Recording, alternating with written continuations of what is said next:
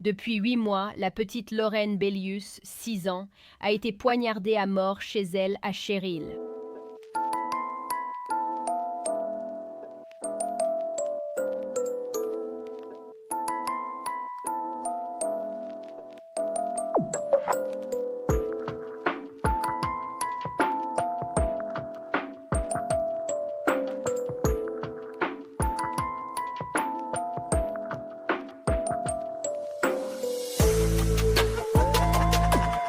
Bienvenue ou bon retour et merci d'être là. Je suis Cassie, voici un monde maléfique.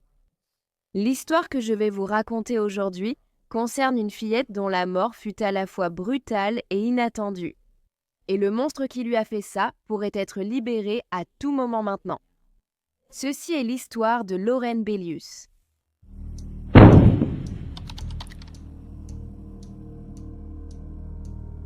Lauren Sylvia Bellius est née le 16 septembre 2004 à Syracuse, dans l'État de New York, de ses parents, John et Allison Bellius.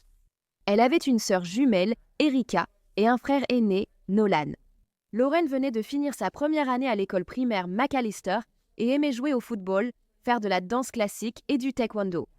Lauren adorait les animaux, aimait chanter et danser, et avait aussi la chance d'avoir un grand sens de l'humour. Elle se souciait beaucoup des autres, et avait même choisi de donner ses cheveux à Locks of Love à un moment donné. Les parents de Lauren se sont mariés en août 2001 après la naissance des enfants. La famille a déménagé à Sherrill, New York, une ville très sûre et considérée comme l'une des meilleures de l'État. Cependant, les parents se sont séparés en 2009 et ont ensuite partagé la garde conjointe des 3 enfants, John les ayant 3 jours par semaine. En juin 2009, la mère de Lauren a rencontré David Treblecock. À l'époque, Allison était superviseuse infirmière et David aide-soignant certifié à la maison de retraite de Rome. D'abord amis, ils ont commencé à sortir ensemble en février 2010. David était désormais vu comme le meilleur ami d'Allison et semblait vraiment l'aimer, elle et ses enfants.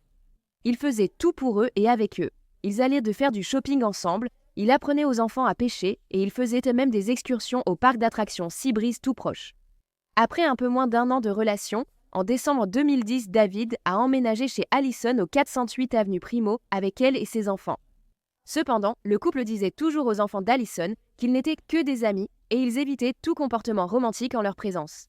À l'été 2011, Allison avait changé de travail et travaillait désormais les week-ends à la maternité de Saint-Luc.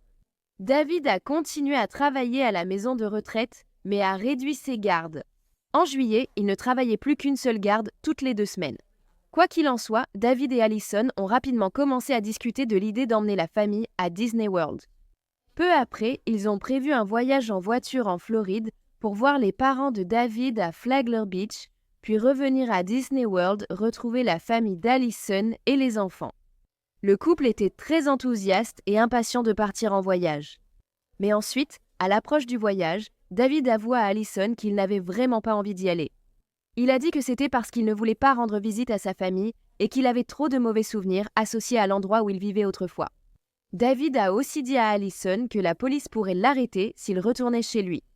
Selon lui, il a eu des relations sexuelles avec une fille de 12 ans alors qu'il avait 19 ans tous deux ivres et défoncés lors d'une fête.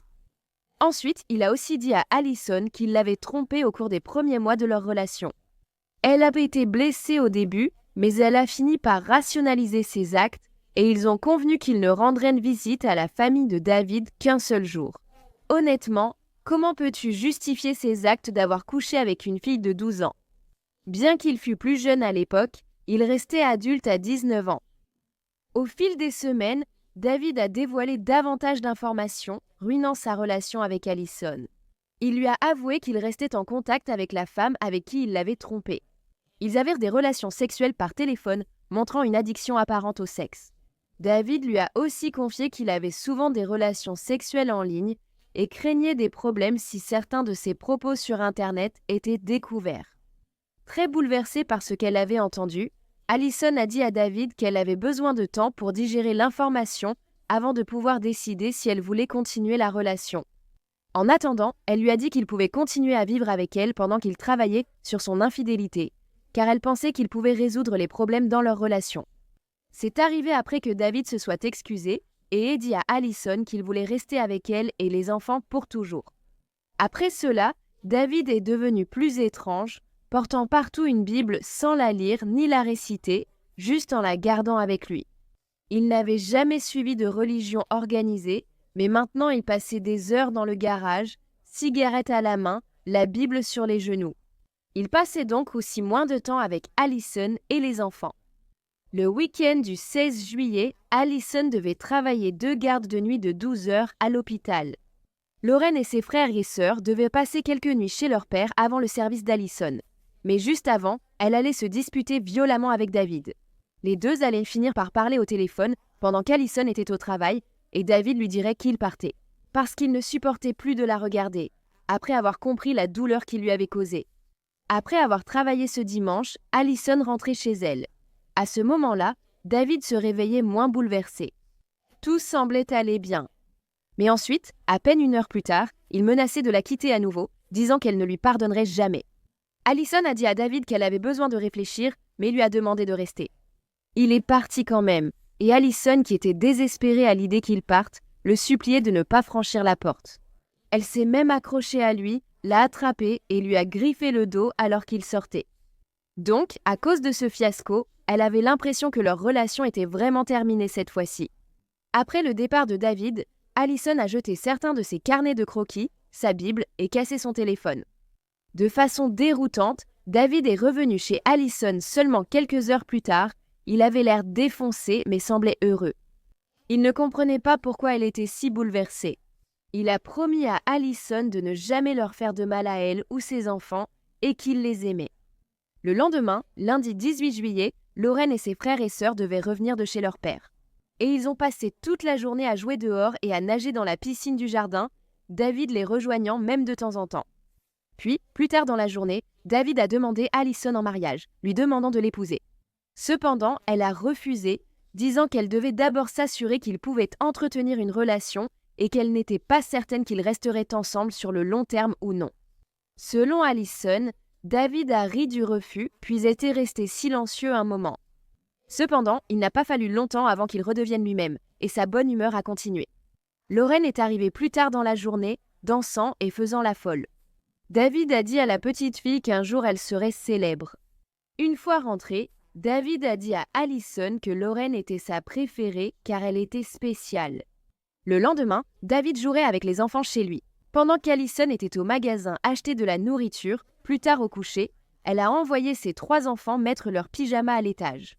David était déjà à l'étage aussi, mais quand Allison est montée plus tard pour les rejoindre, elle a trouvé Lorraine, 6 ans, le visage rouge et en train de pleurer. Elle a dit à sa mère qu'elle se sentait mal sans préciser la raison. Et quand Allison lui a demandé, tout ce qu'elle faisait, c'était regarder David puis ne rien dire. David ne disait rien non plus. Allison a fini par calmer Lorraine, puis aborder les 3 enfants pour la nuit. Mais seulement quelques minutes plus tard, le frère aîné de Lorraine, Nolan, est descendu au garage et a demandé à sa mère, Allison, de venir lui parler. Ils sont remontés à l'étage et Nolan lui a dit cela. David, que le petit garçon considérait comme son meilleur ami, lui avait parlé des bonnes et des mauvaises choses. Et il lui avait dit que le monde allait devenir très effrayant très bientôt parce que quelque chose de mauvais allait arriver. Allison a calmé son fils, puis est retournée au garage crier sur David. La mère a insisté pour qu'il présente ses excuses à Nolan le matin pour l'avoir autant bouleversé, mais David l'a fait immédiatement à la place. Il est monté à l'étage et a dit à Nolan qu'il plaisantait et que tout allait bien se passer. Le couple est resté ensemble quelques heures avant d'aller dormir vers 1 heure du matin, toutes les portes des chambres ouvertes. Quand Allison est allée voir les jumelles dans leur lit superposés, elles dormaient déjà ensemble, enlacées comme d'habitude. Le lendemain matin, vers 8h30, Allison a été brusquement réveillée par le cri de la sœur jumelle de Lorraine venant de sa chambre.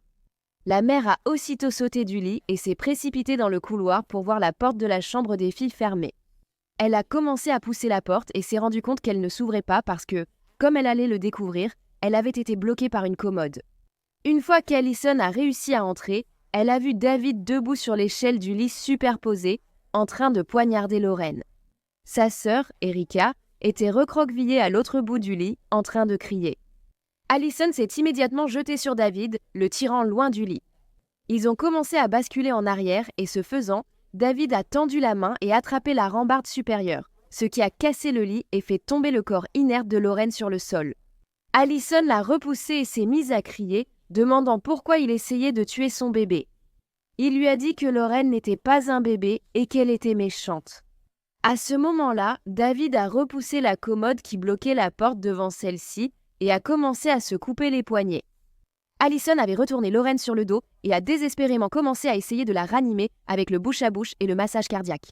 La mère a crié à la fenêtre pour demander de l'aide. Les yeux de Lorraine étaient ouverts, sans fixer quoi que ce soit. Cependant, elle respirait toujours maintenant, pendant qu'Allison essayait de pratiquer la réanimation sur sa fille. David était revenu et avait de nouveau poignardé Lorraine dans le cou. Puis il a continué à s'infliger des blessures, en entaillant ses poignets et en essayant d'arracher ses tendons.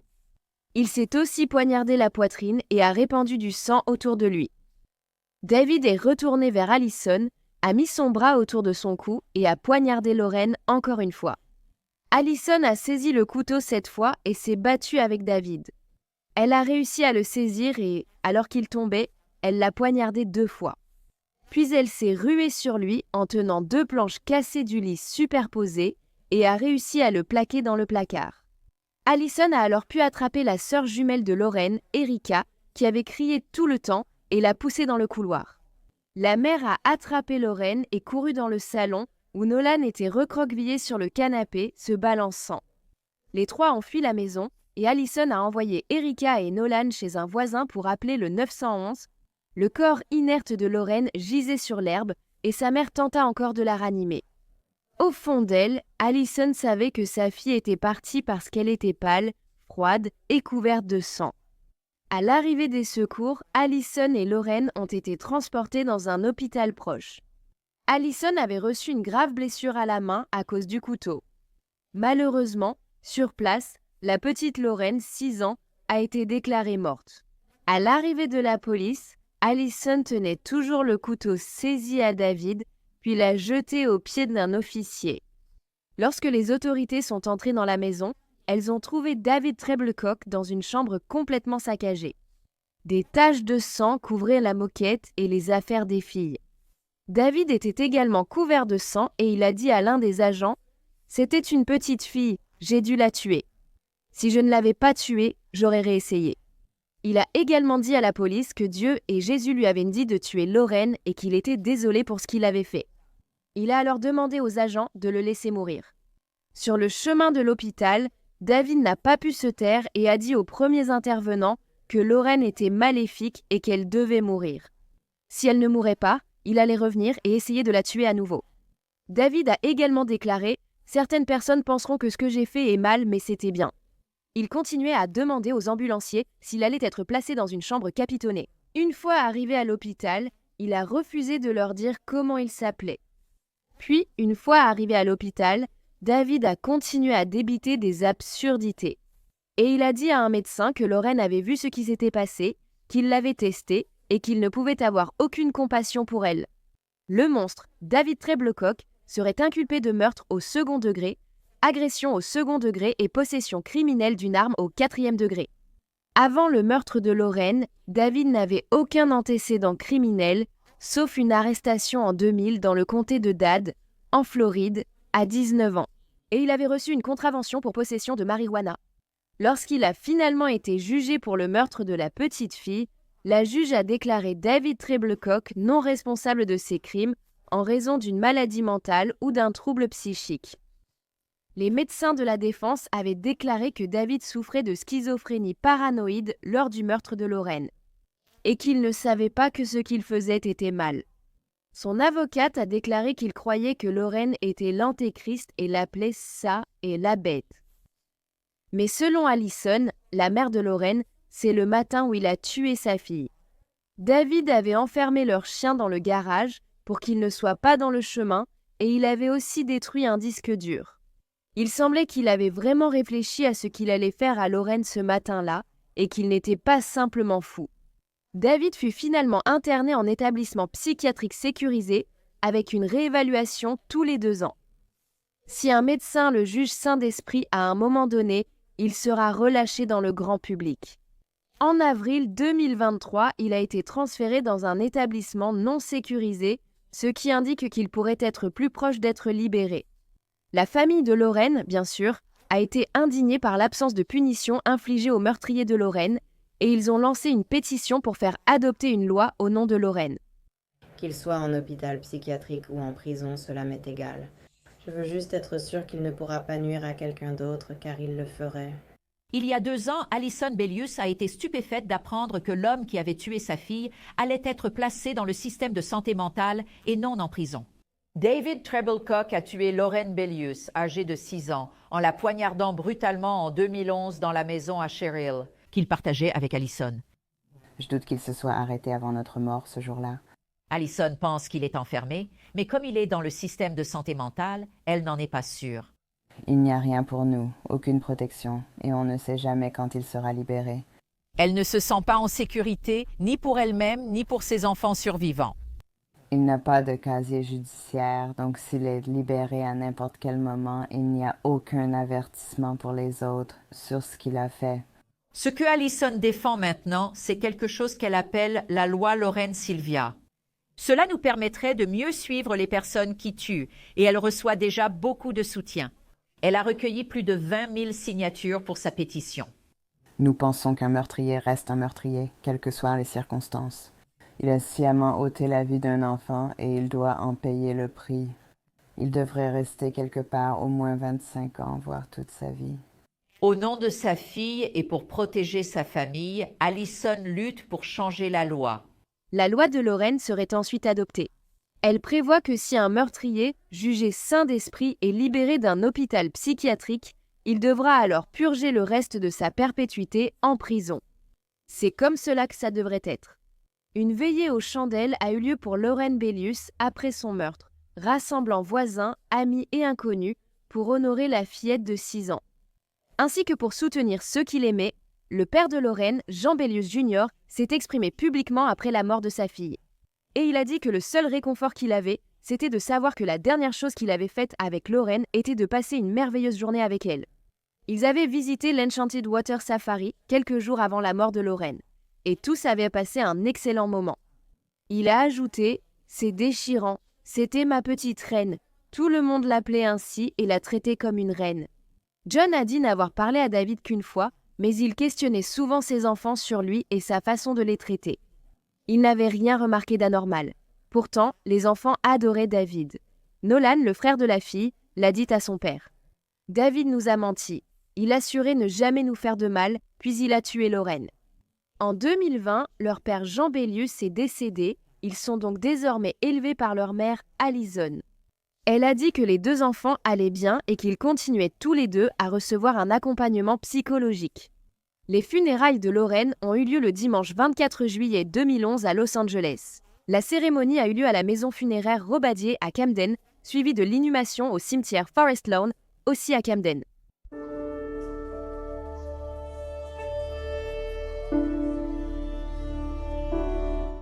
Eh bien, merci d'avoir écouté l'histoire de Lauren aujourd'hui. Je crois que David aurait absolument dû être tenu pénalement responsable de sa mort s'il avait eu le temps de planifier ce qu'il allait faire. Comme mettre le chien dans le garage, barricader la porte de Lauren avec une commode et même détruire un disque dur. Qui sait ce qu'il y avait dessus alors? Il savait très bien ce qu'il faisait. Et à propos de ce disque dur mystérieux. Entre la dépendance sexuelle de David, le fait qu'il ait couché avec une fille de 12 ans quand il en avait 19, Lauren qui pleurait la veille de son meurtre sans dire ce qui n'allait pas et qui ne regardait que David et lui. Dire à Allison qu'il avait peur d'avoir des ennuis si quelqu'un voyait ce qu'il disait en ligne, ça me fait me demander s'il agressait Lauren et l'a tuée pour le cacher. Qu'en penses-tu? Si tu aimes les histoires criminelles racontées par moi, abonne-toi et active les notifications pour ne rater aucune de mes vidéos publiées au moins 3 fois par semaine. Merci d'avoir regardé Un Monde Maléfique. À bientôt, prenez soin de vous. Merci à tous les mécènes d'Un Monde Maléfique. Plus de contenu d'un monde maléfique est disponible sur Patreon. Rendez-vous sur patreon.com/awickedworld ou via l'application Patreon. Vous aurez chaque mois accès à des vidéos exclusives et bien plus. Tout soutien aide vraiment à s'assurer que les victimes ne soient jamais oubliées et à mettre en lumière les failles de la société liées à chaque affaire. Avez-vous une suggestion d'affaires que vous aimeriez me voir traiter? Si c'est le cas, envoyez-moi un email à awickedworldtruecrime@gmail.com.